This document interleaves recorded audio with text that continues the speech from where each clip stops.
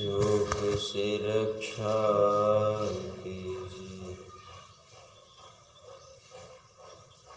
बार बार विनती करूं,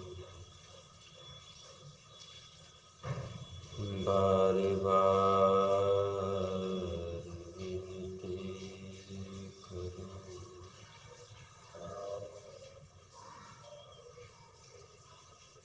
सर्वक्षण स्मरणीय देशवी सदी के महान संत परमाराध्य संत सद्गुरु महाराज के युगल पाद पदों में कोटि नमन। मंचस्थ निजासन पर विराजमान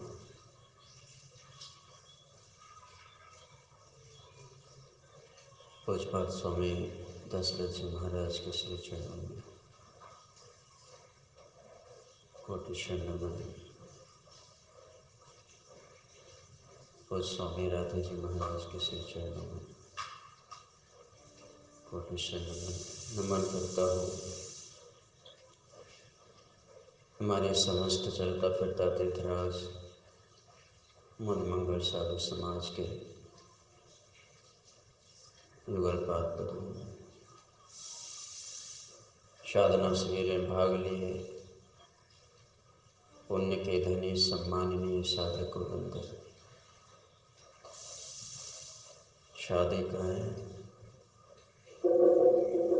सत्संग में उपस्थित संवेद समादरणीय सज्जन वृंद, धर्मशिला माताओं एवं भक्तिमती बहन, सबों के अंतःकरण में विराजमान प्रभु के अंश को प्रणाम निवेदित करता हूँ।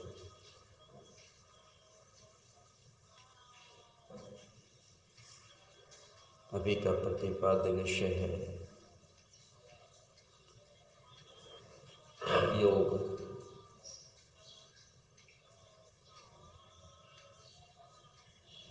जीवन में योग शब्द का प्रयोग तभी होता है, ये शब्द तभी चरितार्थ होता है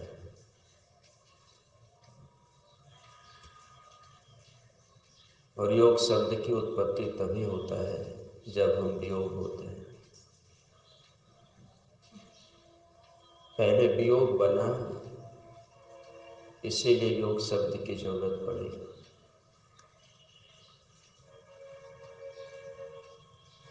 वियोग नहीं होता तो योग की आवश्यकता नहीं होती।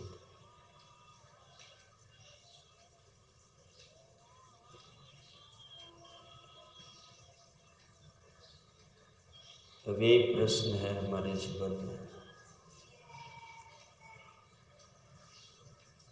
योग किससे और किस लिए? इसी प्रश्न को समझने के लिए हम लोग साधना शिविर में भाग लेते हैं या फिर आप अपने घर में साधना करते हैं। संसार की व्यक्ति और वस्तु से योग वास्तविक योग नहीं है,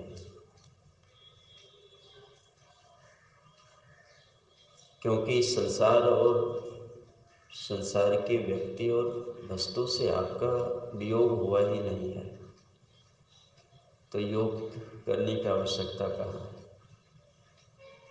वियोग आपका संसार से नहीं हुआ है, क्योंकि आप संसार के सदस्य नहीं हैं। वियोग आपका परमात्मा से हुआ है, और जब तक वियोग है तब तक आप संसार के वस्तु और व्यक्ति को अपना समझते हैं, और ये सबसे बड़ा अज्ञानता है, और अज्ञानता ही तो दुख का कारण है।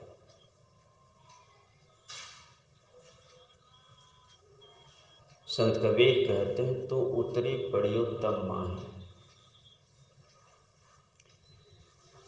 और गुरु महाराज का पद आज मैं पढ़ रहा था, पुकार। पदावली में है। उसमें उन्होंने कहा कि तम कूप ते खींच के मोही प्रकाश में लाओ, पुण्य शब्द निज बाण दे मोही पास बिठाओ। गुरुदेव पुकार करते हैं परमात्मा से, तम कूप ते खींच मोही प्रकाश में लाओ, हे गुरुदेव। और एक जगह पदावली में गुरुदेव कहते हैं कि प्रकाश मंडल पद तुम्हारे मैं पड़ा तम कूप में, यही वियोग है। अब त्राहि त्राहि पुकार कहूँ गुरु ले चढ़ो दिव्य रूप में। विनती स्वरूप कहते हैं, तिल राह से जो उठन कहूँ सो राह मोहि दिखत नहीं। योग करने का मार्ग। गुरुदेव अपने पदावली में कितनी मार्मिक शब्दों का प्रयोग किए हैं। सिर्फ पढ़ करके हृदय विदीर्ण होता है कि गुरुदेव अपने गुरु के प्रति क्या भाव रखे थे। वो भाव, वो प्रेम, वो श्रद्धा हमारे अंदर नहीं है। क्या उनकी पल पल बातों में विदीर्णता दिखती है, क्या घायल हृदय की भांति बिलखते हैं। और किस तरह से गुरुदेव से विनती करते हैं कि जहाँ से हमारा वियोग हुआ वहाँ से हमें योग करा दीजिए।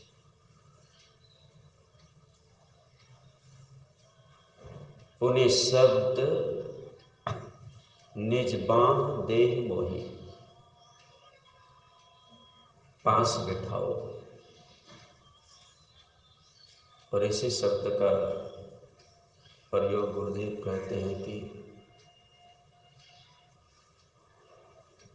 हे दीन बंधु दयाल सद्गुरु,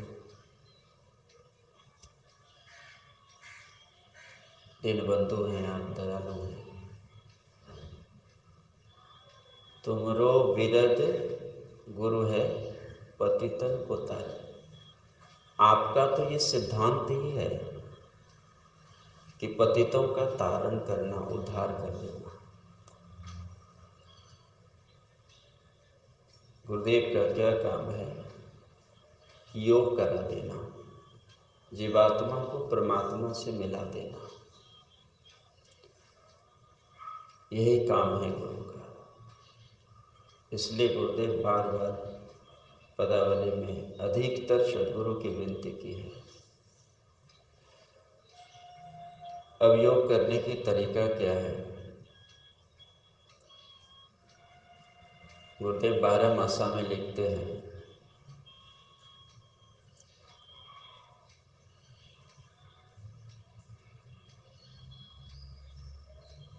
कि दृष्टि योग की क्रिया हम कैसे करें।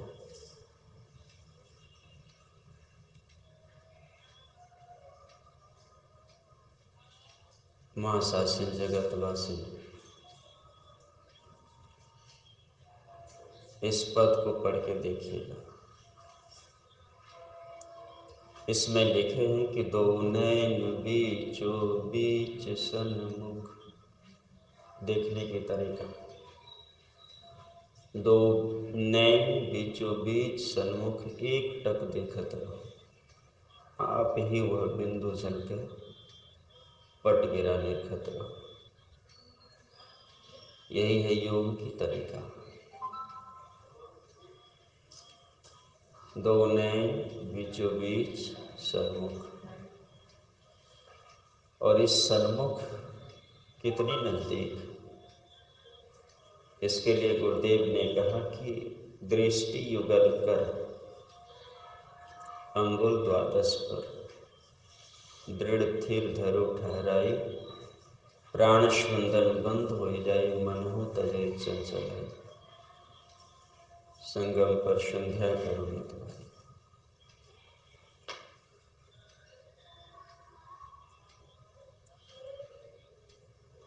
हम अपनी दृष्टि को तभी जोड़ पाएंगे जब हम अपने मन को विचारों से खाली करेंगे।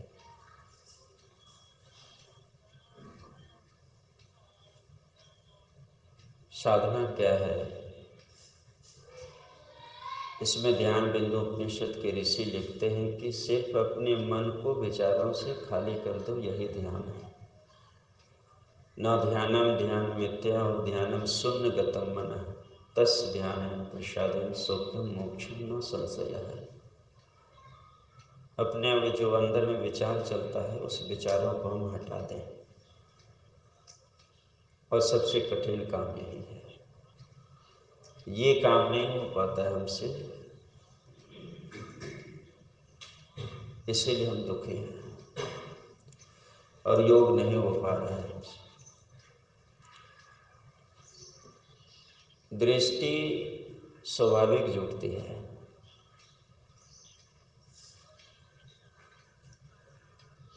दृष्टि स्वाभाविक रूप से जुटती है। भगवान शिव के पास ब्रह्मा जी गए हैं और उनका कहना है कि मोक्ष प्राप्ति का उपाय क्या है। कोई कहते हैं योग करना पड़ेगा, कोई कहते हैं ज्ञान की जरूरत है। तो वही भगवान शिव कहते हैं कि योगहीनम कथम ज्ञानम मोक्षदम भक्ति हम योगोपि ज्ञानहीनस्तु नाक्षम मोक्ष कर्म तस्माद् ज्ञानं च योगं च मोक्षं दृढ़ं प्रयासित। का मोक्ष प्राप्ति की इच्छा रखने वाले व्यक्ति को योग और ज्ञान दोनों की आवश्यकता है। योग भी चाहिए और ज्ञान भी चाहिए। और ये योग कैसे होगा? मरने के बाद। मरने के बाद अभी मानना है हम सबों का कि अभी जब तक शरीर में शक्ति है तब तक भक्ति की जरूरत नहीं है। तब तक जो है संसार के कामों को कर लेते हैं। भक्ति तो रिटायरमेंट आदमी का है, अर्थात जो बुढ़ापा की स्थिति में है उस समय भक्ति कर लीजिए। गांव समाज में बड़ी सुंदर बातें कुछ कुछ लोगों से सुनने को मिलती है। कहते हैं सत्संग भत्संग तो बुढ़ा सबका है, जिसको कोई काम नहीं है उसके लिए। मतलब अफसोस है कि क्या सोच है उनकी। और इसी बात को उपनिषद ऋषि से सुन रहे थे कि देव शांत समय चित्ते यद्विद भावित तत्देव भवे जीव देव जन्म कारण।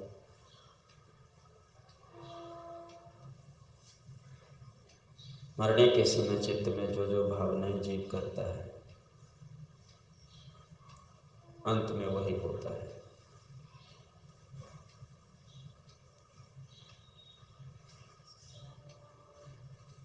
शरीर में जब तक शक्ति है ना तभी तक आप भक्ति कर सकते हैं। और शरीर की शक्ति यदि संसार में आपने खो दिया है और अंत में आप भक्ति करने की उम्मीद रखे हैं तो ये उम्मीद आपकी भक्ति की सार्थकता को नहीं कर पाएगा।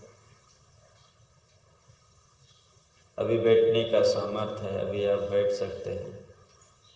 अभी यदि आप खो देंगे इस समय को ना, फिर अंत में ये काम नहीं हो पाएगा।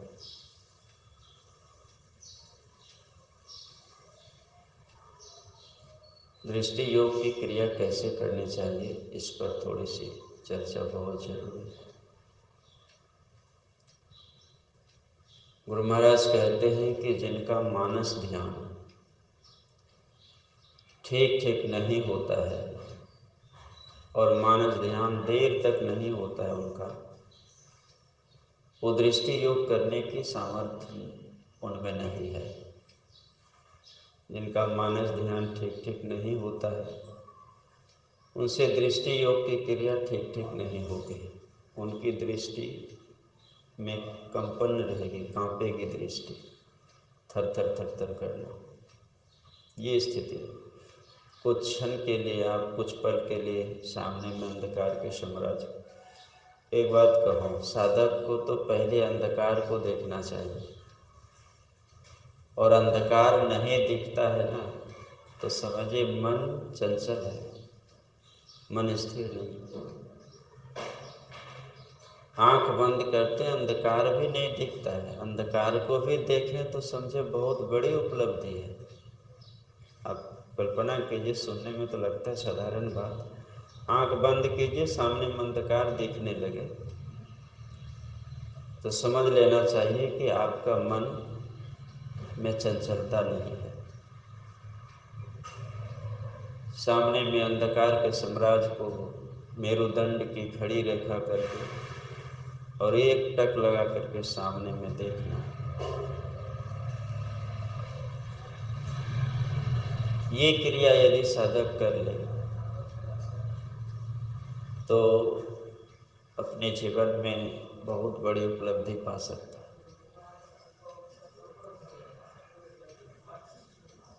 और गुरु महाराज की जो छवि है, जिस छवि में आपकी श्रद्धा बहुत ज़्यादा है, जो छवि आपको ज़्यादा पसंद होता है, उस छवि को आंख बंद करके ख्याल से देर तक देखने का प्रयास कीजिए। आंख बंद करके उस छवि पर दृष्टि को टिका दीजिए, मन हटे नहीं। तो देखते देखते यदि दृष्टि आपकी उस छवि को बहुत देर तक देखने लग जाए, तो समझ लेना चाहिए कि मेरी दृष्टि में शक्ति आ गई, और अब हमारी दृष्टि बिना अवलंब के भी एक जगह टिक सकती है। दृष्टि योग के साधन में साधक का टिकाव इसलिए नहीं होता कि वहाँ अवलंब मात्र अंधकार का है, और अंधकार को जब तक साधक अस्थिर होकर के नहीं देखेंगे, बिना हिले डुले, तब तक गुरुदेव की ये बातें चरितार्थ नहीं होगी कि तम फटे ज्योति भरे आकाश की तू सैर कर। तम का मतलब अंधकार होता है। तो जब साधक अंधकार को देखेंगे ही नहीं, तो फटने की बात कहाँ से आएगी। इसलिए सामने में अंधकार को एक टक लगा करके देखना चाहिए। मैं पुनः इस बात को कहूँ कि दृष्टि को जोड़ना, ये क्रिया स्वाभाविक हो जाती है। सिर्फ आप एक टक लगा करके सामने में देखिए, दृष्टि खुद व खुद जुट जाती है।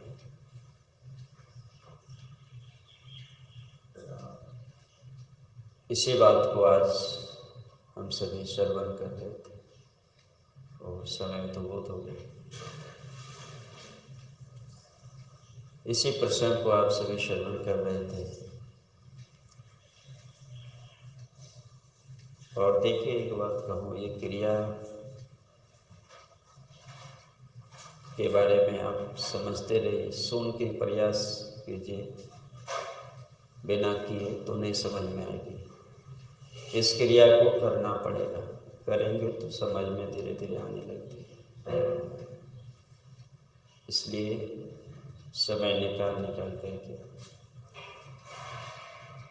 ये काम जीते जी होगा, मरने के बाद नहीं। समय निकाल करके और बैठने का अभ्यास कीजिए,